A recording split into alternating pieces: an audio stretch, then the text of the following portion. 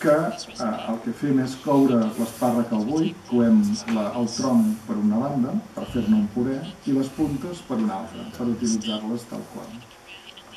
Els coem al buit a 85 graus, durant 3 hores. Ens queden molt tendres i per tant en podem fer una crema amb la part del tronc.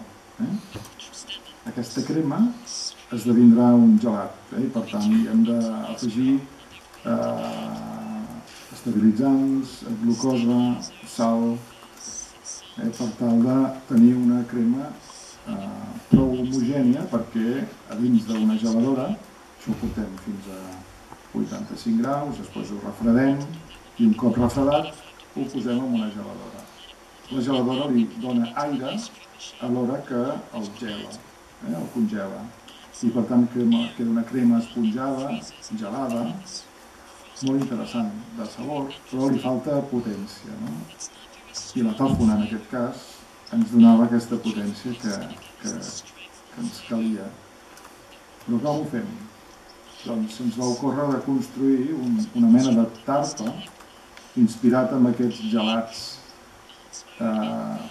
industrials de la Vianeta o la Comtessa, col·locant la crema d'aquesta forma i capes de tòfona molt fina entremig del gelat d'espàrrec, fins a arribar a construir una tarteta que després, tallada, ens donava un plat interessantíssim.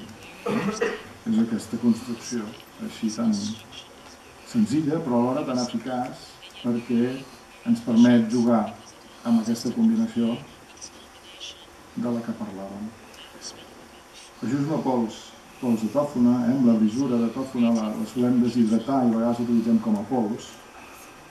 Aquest pols col·loquem a sota del plat perquè aquest gelat no balli, que el mantingui.